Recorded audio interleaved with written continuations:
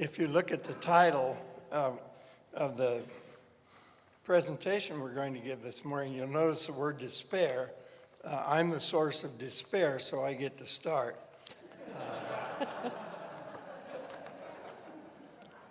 Paul Friesen, who was one of our spiritual care team, he was the leader of our spiritual team with his wife, Virginia. He said to me, "You are the center of record, so you get to," when we wrote Restoring the Fallen, he said, "so you get to be the writer of record." I thought that was a sleazy way of just putting everything off on me as far as the work. But we owe our lives to the faithfulness of God, and we owe our lives to the faithfulness of a couple couples who really fed into our lives. And I owe my life not only to the Lord, but to the faithfulness and the faith of my wife. And so I was overjoyed 2 weeks ago when we got to spend 4 days at the beach and celebrated our 55th anniversary.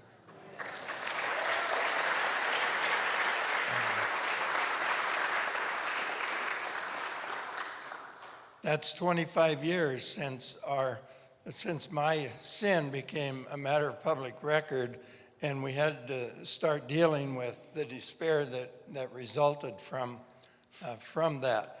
So let me tell you briefly my story. I was one of those young men that had it all, in the sense I'd grown up in a good family. I had good support from people. I'd always been a good kid, which led to my entitlement. But I had, after about 20 years of being married, I started to give in to lust. And I lived a double life for 10 years. And Sandy, I think, was aware of it. She'll tell you some about that. But I was under the belief that I could get by with it, that I could do anything I wanted. And the duplicity of my life, when Scripture talks about a double-minded man being unstable in all his ways, I can attest to that. Even now, I'll be driving down the road some days and I'll say, "I remember I used to think this. How stupid was that?" And so I have to deal with things every day that God brings to my attention. We returned home from a University of Oregon football game, go Ducks, and then Marcy, who was with us at the time, our oldest daughter, said, "Dad, there's a certified letter for you."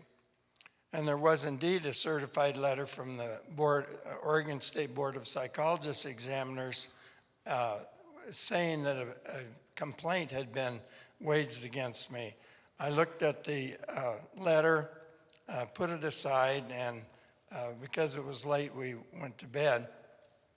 Sandy said, "What was in that letter?" And I lied to her and said, "Oh, nothing, we'll talk about it tomorrow."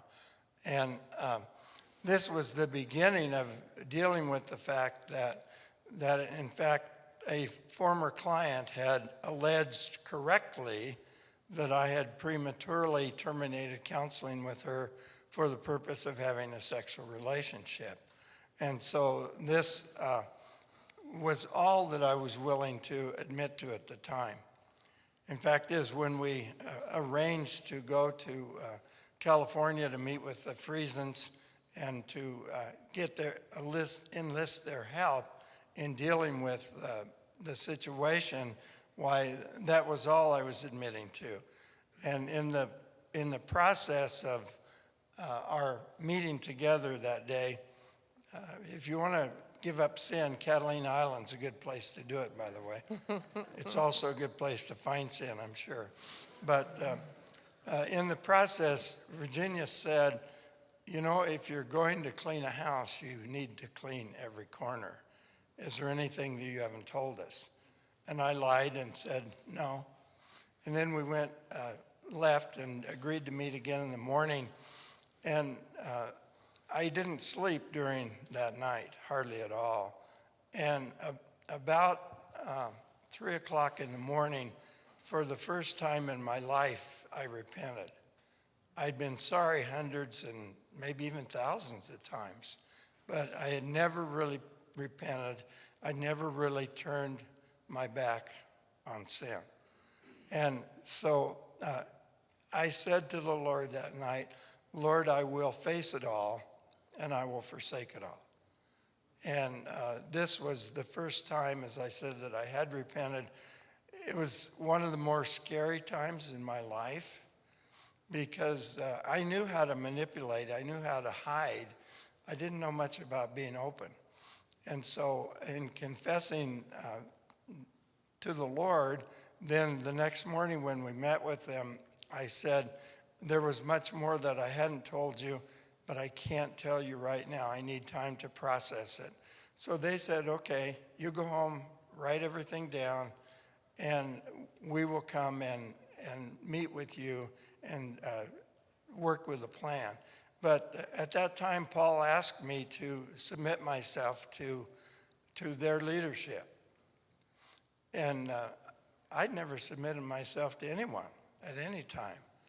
And this was extremely difficult for me to even think about. And he said, well, for starters, I want you to give up all speaking and all writing. And that was something that he says I wailed like a baby. And I believe he's a man of truth, so I believe I must have, especially when she confirmed it. But you see, at that time, it was still, with me, it was all about image. And to my shame, I know that I cried more over losing doing than I did over the prospects of losing my family. And that was such a knife in Sandy's heart. Without God's help, I don't know how she would ever have overcome that. But so this was the start of a long journey. It was a start of beginning to speak truth, beginning to answer questions, beginning to respond to what other people ask of me instead of just manipulating everything that I felt was right for me. So I'll let Sandy talk to you a bit now about her reactions to this whole thing. Well, even before I tell you my reactions, I have to start back and say that in about 1979, I became aware that Earl was involved with another woman. And at that point, I said to him, you need to make a choice. It's either her or it's me, but you don't get to have us both. And he said, I'm choosing you. And I thought, okay. And so we worked at putting our relationship back together, and I thought things were going pretty good for a while. And then I began to have this gut feeling that something was not right in our marriage.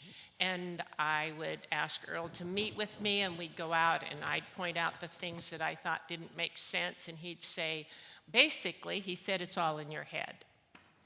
And I walked away thinking, what kind of a Christian woman am I that, first of all, I don't believe my husband, and that I keep accusing him? And so I began to feel like I was going crazy.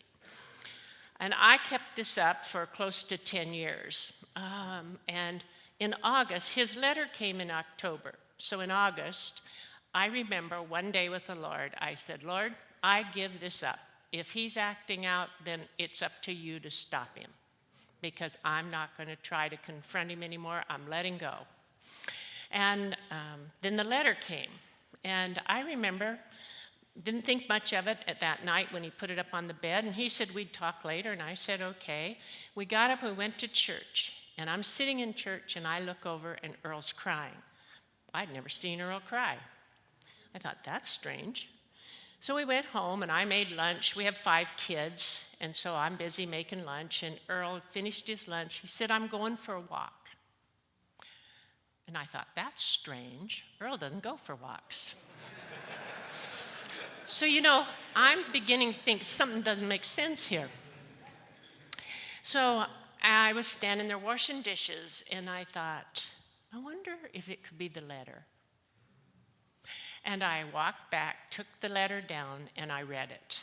I don't typically get in anybody else's mail, but I felt strongly. And it was interesting to me because I read that he had had an affair, and I was relieved. Now, because I thought I was crazy. And for the first time, I felt relief. It didn't last long. I want to tell you the feelings I felt because I thought, okay, Earl came home, he made confession. He sat down, he told me that he had had an affair with her. And I remember he's sitting at the end of the table, and I got down on the floor, but whew, I'm going to cry. We've told this 1,000 times, I'm still going to cry. So just, you won't melt, I promise. I said, we're going to get through this. That was Sunday night. I got up, went to work. I was now teaching at Western Seminary. I went to work. I came home. We took care of the kids, went to bed, and I woke up in the middle of the night, and I have never been that angry in my whole life. I was just livid that he had lied to me. I was livid that he had pushed it off onto me. I was livid, livid, livid. And we use yellow tablets, our house, so if you ever need a yellow tablet, stop by. I wrote pages and pages of just anger. And about 5 o'clock in the morning, I decided I couldn't live with this person. And so when he got up, I had decided I wanted a divorce. And so when he got up, I said, there's something we need to talk about. I've made a decision. And so I said, but our schedule, you need to know we were busy. And so, Thursday was the first we could talk about it. Thursday night, we went out to dinner, just the two of us, and I told him I wanted a divorce. And he cried, and he begged, and he said, please reconsider. He said, I know you're going away and speak for this weekend. I did a women's retreat. I bet they got a lot. Who knows what was said. But I went to speak at the women's retreat, and he said, don't make a decision until you come back from there. So I went, I spoke at the retreat. I went down on the beach, and I said, okay, Lord, what do I do? And the Lord said, Sandy, you can stay or you can go. I'll be with you. I knew he was going to be with Earl too. But you see, I needed that reassurance because you feel pretty icky at that point. You don't know if it's your fault. You think it is. You're sure it isn't. You think it is. You're sure it isn't. You're all over the place. So, just a minute. I have some more things. I get a little lost. Okay. On the way home, I decided I would stay. So when I got home, I said to Earl, you have 1 year. I don't know what that meant. I just knew I was going to stay there for 1 year, whatever it meant. So I don't think either one of us had a clue, and I did say there were some things I wanted. I said, I want you not to see that woman again. And I want you to get counseling. And then in the process, you see, one of the things I knew about myself, or was beginning to know about myself, was that I let Earl talk me out of what I thought, believed, and felt. And so, not blaming him for that, I let him talk me out of that. So I said, we need some other couples to come around us, because somehow I knew I would let myself get talked out of it again. And that's when we got Paul and Virginia Friesen involved. Now we're on our way. We've had there was a few weeks there, and you're kind of trying to begin to put your life back together, and we were trying to talk about things, and it's confusing. And we get on this, I don't know how many of you have been to Catalina Island, but you fly in and you take a ferry over to the island. So we're on this ferry, and Earl's not feeling well because he's about to throw up from seasickness, and he'd gone up. Half of it. Yeah, well, that was only half of it.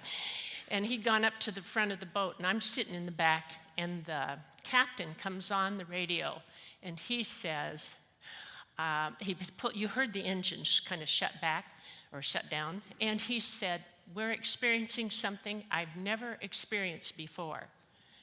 He said, there are about 1,000 dolphins jumping over the front of the boat and beside the boat. And so, we all got up and looked at him. And I went back and sat down in the back of the boat because I didn't want to be around Earl. I didn't like him very much right then, if the truth be known.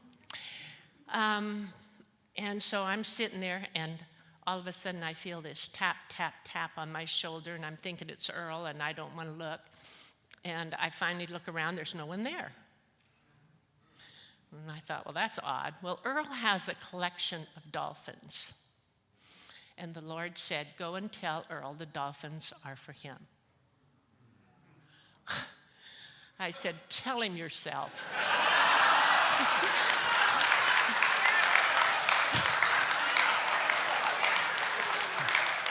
Well, you know, God's persistent, so tap, tap, tap. And I said, I've already told you, tell him yourself. Well, he didn't give up. The third time he tapped, I said, okay. And I can still remember walking to the front of the boat and in this most dead tone saying, they're for you. But Earl said that was the first, I don't know what you called it, act of kindness. That was the first favorable interaction we'd probably had at that point. And so that began our journey. But one of the things right now, he's on his journey and I'm on mine. And I think you need to know when there's been something like that, you really are working with two individuals. Too often what happens is people call us and say, well, we want you to see this couple. They've got this issue. Well, no, he's got an issue and she's got all the fallout. Or, you know, and it doesn't matter if it's a he, if it's pornography, sex attraction to another same-sex person, heterosexual attraction, all of them are sin, and all of them need to be dealt with. And in the couple relationship, there's a lot of pain, okay? So we're each on our own journey. Earl?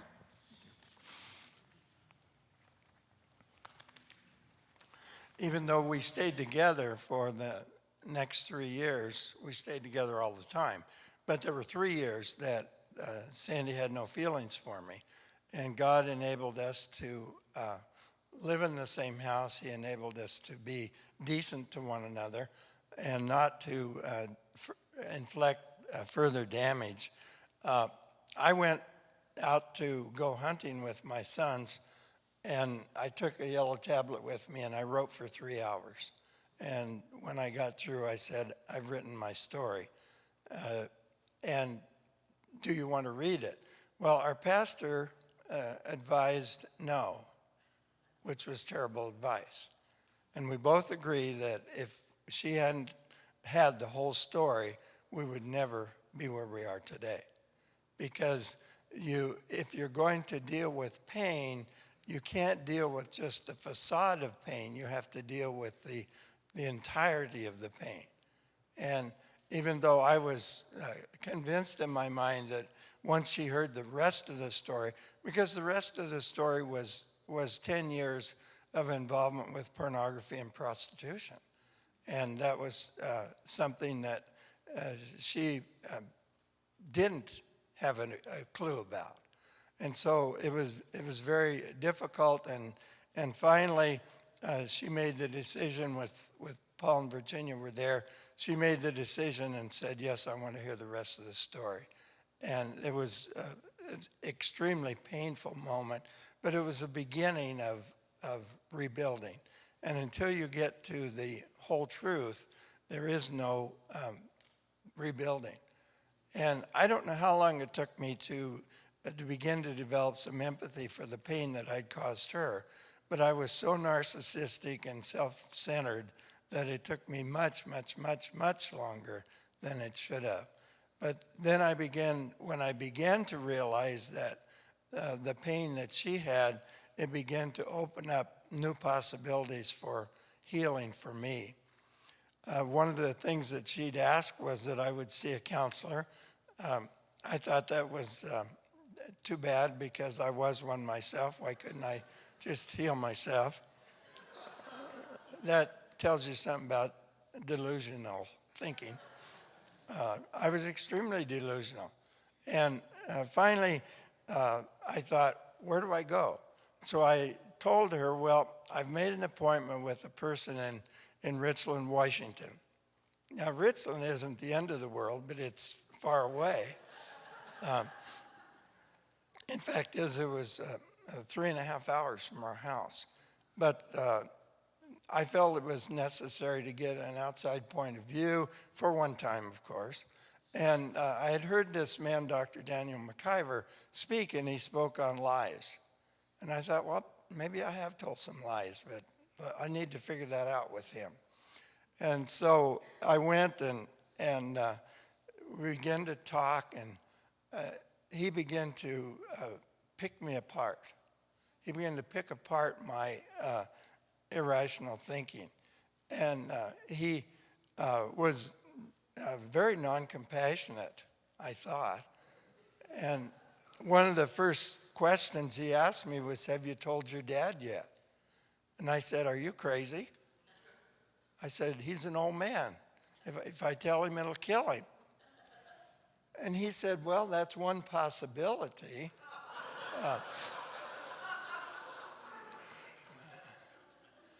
He said, the other possibility is that he might have some words to speak into your life that will help you to deal with this.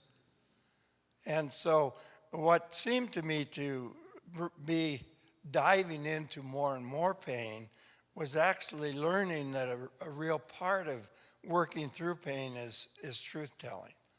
And so after about a month, I finally, my dad lived in Yakima, which was a short drive from Richland. So I'd go to my counselor and then I'd go to see Dad.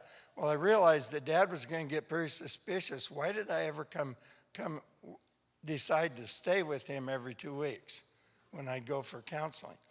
And so I finally told Dan, I said, I'm going to talk to Dad this afternoon. And he said, fine. And for the first time, he showed what I considered some very compassionate behavior. He reached in his drawer and pulled out a business card with his number on it and said, if you want to talk about it afterwards, give me a call. Well, I did talk about it, and it was the beginning of an opening in that relationship, which was extremely essential, because Dad was instrumental in helping me in a lot of ways. He was an amputee with about 20% of lung capacity, and I was walking him over to his favorite restaurant one day, and he got behind me, and he kind of, I don't know whether he hit me with his cane or what, but he said, why do you go see that shrink anyway? And I thought that was kind of intrusive, being his son was a shrink. But I said, well, Dad, I guess I go to see him because I want to find out why I did what I did so that I'll never do it again. He said, I could tell you that. And I said, what I thought was, okay, wise guy, lay it on me. But what I said was, okay, tell me. And he said, you did it because you wanted to. And I'm sure Dr. McIver heard that 60 miles away and started clapping. Because that was what I needed to get a hold of, was that I'd done it because I wanted to. Well, one of the things that we faced, in addition to the pain, was a tremendous loss of old certainties. My career was on the line, my family was on the line. Sandy will talk to you about some of the things that she felt, but everything was up in the air. And sin does that. Sin will take everything away, but the good news is that when everything else is stripped away, God doesn't go away. And so you still can rely on him and trust in him during those times. You want to react to?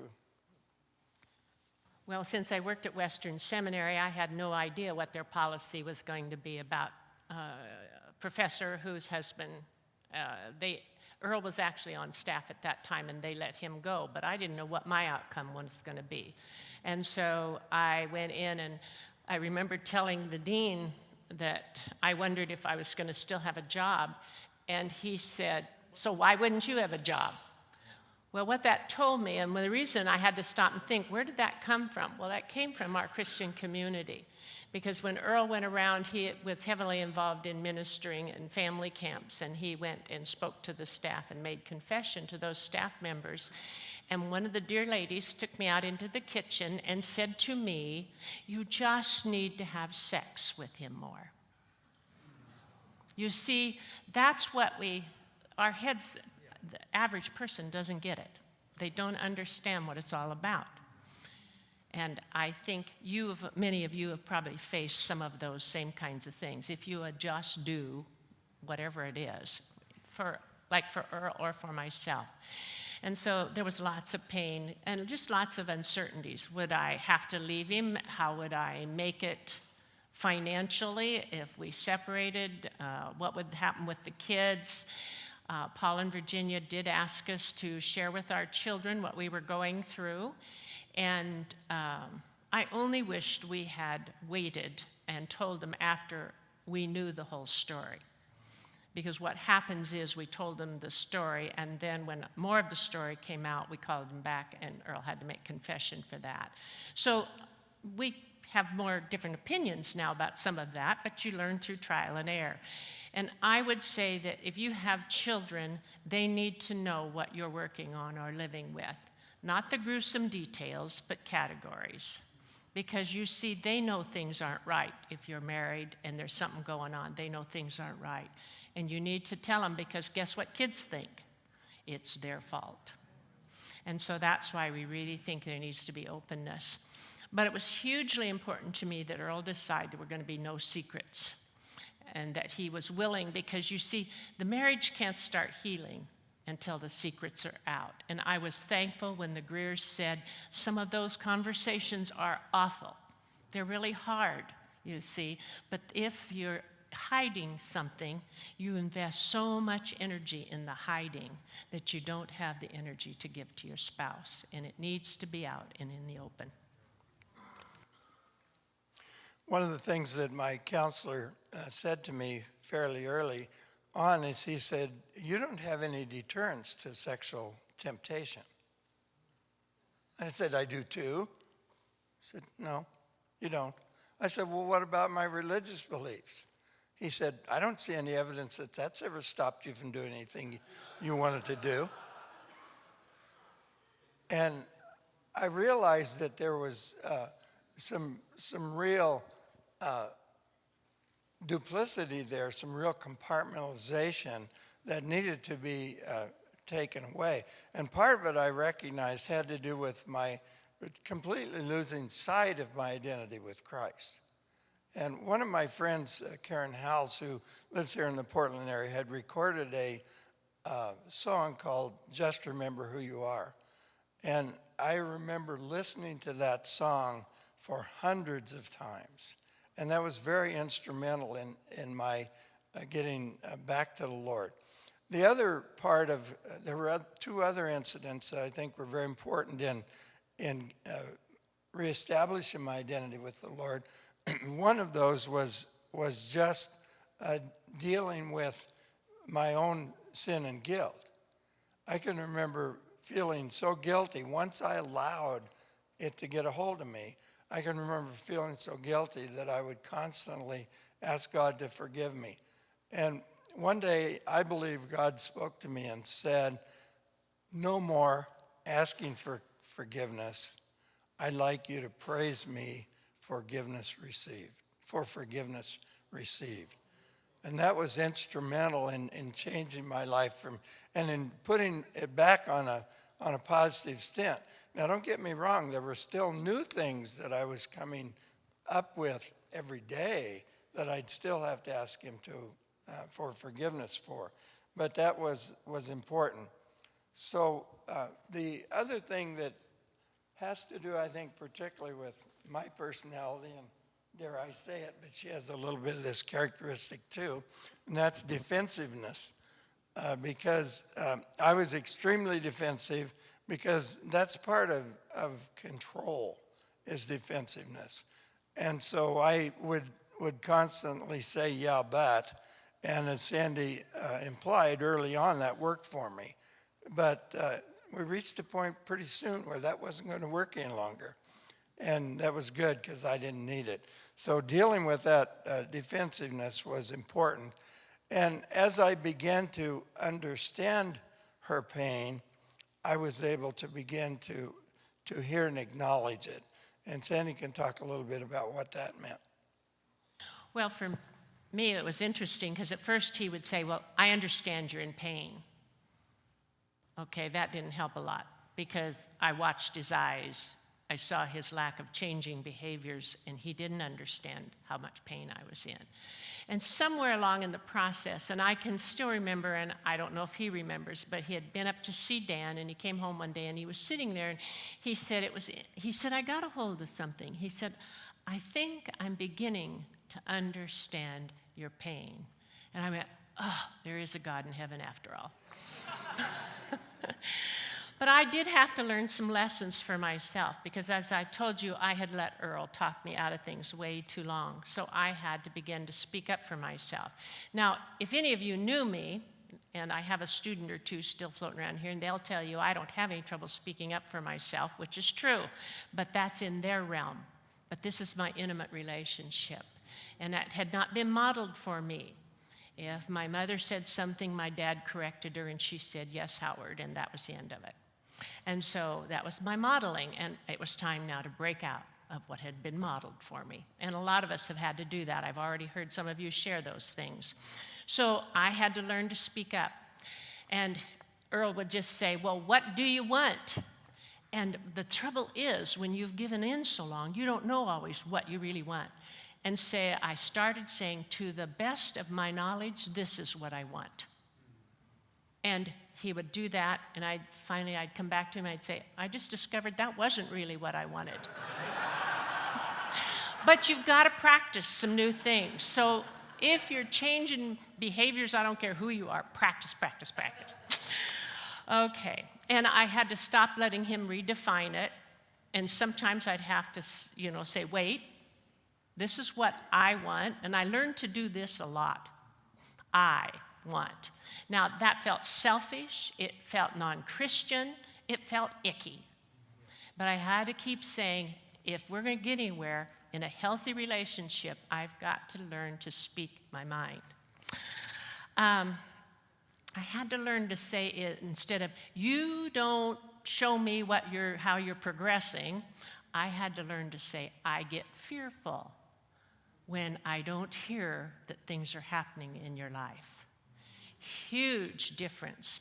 First of all, I had to identify what I was feeling, and I'd rather just be mad and say I'm not mad. So,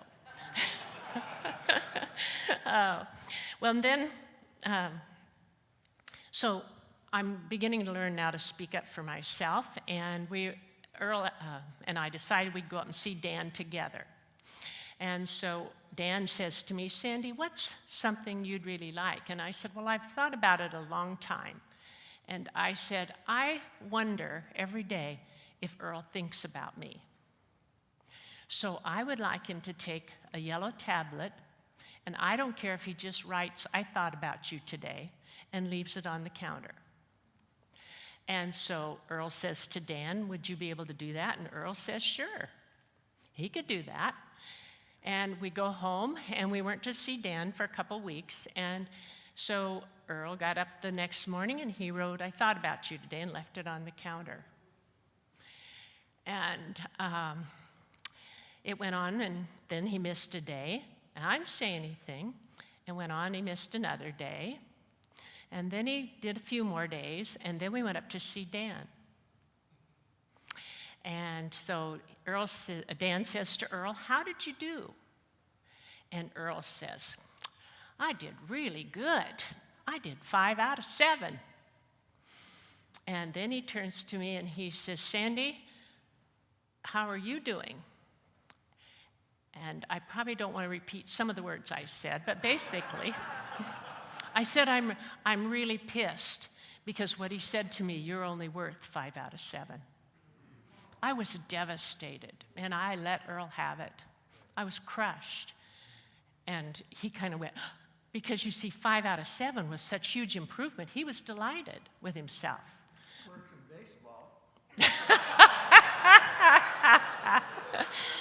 But it didn't work for me.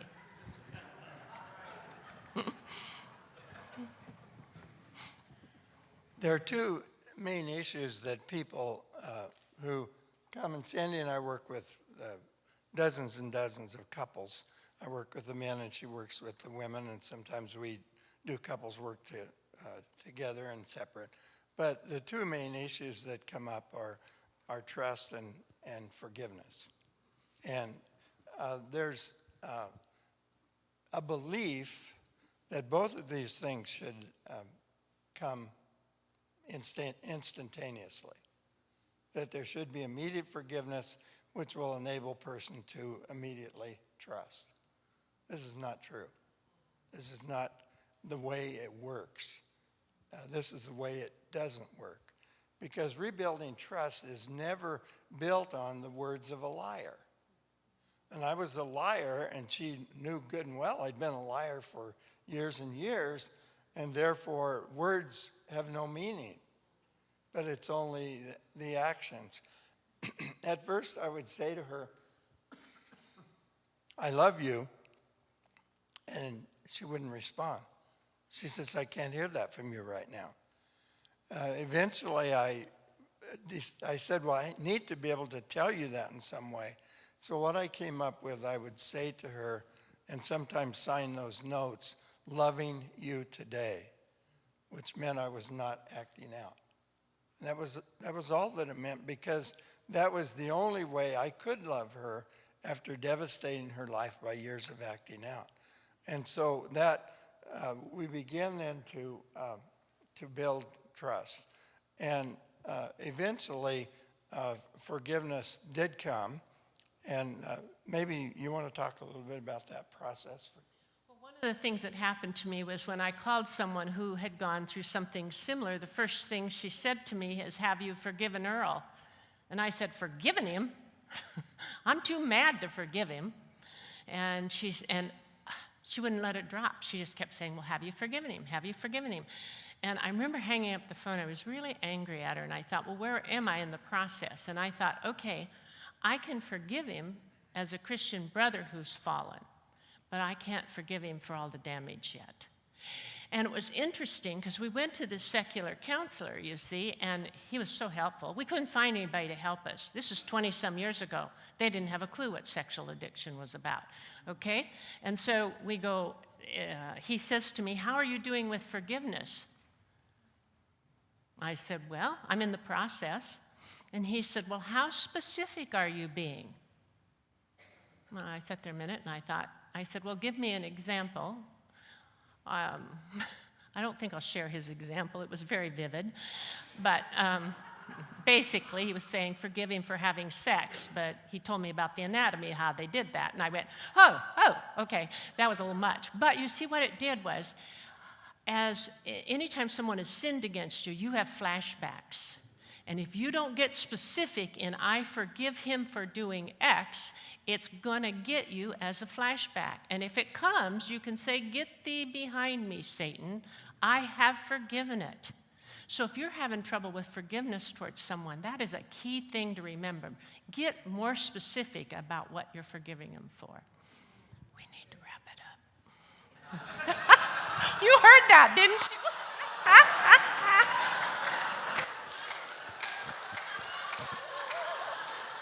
I think that means she's through. Take her off the payroll. I'm a believer that if your time is to be 10:40, it should be then. Ann told me we could run over a little, but I'm still anxious about it. So now you know another piece of me. I want to just tell you the end to the story of talking to my dad, and then give you a few of the things that we found helpful in coming back together. As I told you before, my dad was highly crippled, and he was in the dying process. He died when I was 2 years into the recovery process. But one day, Sandy had gone with me to see the counselor, and we'd gone over to Yakima together and taken Dad out to dinner. And we were driving back to the home where he stayed, and he said, you know what they call this place? And I said, no. And he said, they call it the Envy Hotel. And I said, they do? And he says, yeah. He said, everybody in here is envious of me because I have a son that comes that takes me to dinner. That would have been totally lost if I'd never talked with him. So it wasn't him helping me, it was God helping me to recognize that he's the one that's above all. He's the one that is in charge, as we've been talking about. Now, this may sound strange, but the best advice probably that Dan gave us towards the end was, he said, if you're going to make it together, you've got to learn to muddle through. He said, because it's never clean. It's always staying in the process and muddling your way through. This had an interesting impact on our children because they'd see our muddling through. Once Sandy started speaking up to me, they'd see our muddling through as fighting. And we were actually healthier than we'd ever been in our whole marriage. So they say, why do you and Dad fight so much? Or why do you and Mom fight so much? We're not fighting. What? You are too. I heard you arguing. Well, we were expressing our points of view, and we're a little emphatic about some of them. And so we had to work on muddling through. And there was a point when I realized that Sandy had fallen back in love with me. And that was probably the second or third greatest day in my life. But you need to tell that story. Well, we really learned to speak truth, as I mentioned. We learned to just share a lot of things. I had asked Earl to begin to take me on dates, and all the way we'd be going on dates, I'm going, I don't want to be with him. This is going to be an awful night, I'm sure. And this is all internally. I didn't say it to him. I can keep a pretty good face. But internally, I was going, I can't imagine what this is going to be like. But we started spending time together on a date. He took me up and we did the steamboat thing. What a neat experience. And just spent time with each other, and we began to find things we could talk and laugh about. We enjoyed, and we began to just enjoy one another. And so we've been doing this quite a bit. And I'm sitting in a restaurant one day with one of my friends, and she says to me, if I didn't know better, I would say you're falling back in love with Earl Wilson. And I remember my head voluntarily flipped back and hit the back of it. I was so shocked. But you see, she really helped me get a hold that something was happening there. And so I didn't tell him. I waited. And I probably waited 6 months. Because you see, I wanted to test it. I wanted to make sure, was it really happening? Because it's pretty scary. Because you would be starting to be vulnerable again to that other person. We had decided to stay together and all of that, but it was a scary spot. And we were speaking at a conference at Western Seminary, and that is when I told Earl Wilson that I loved him. Now, you need to know that when he comes into a room, I am so thrilled because I actually get butterflies in my stomach. I'm delighted to see him. Thank you, one and all, for coming.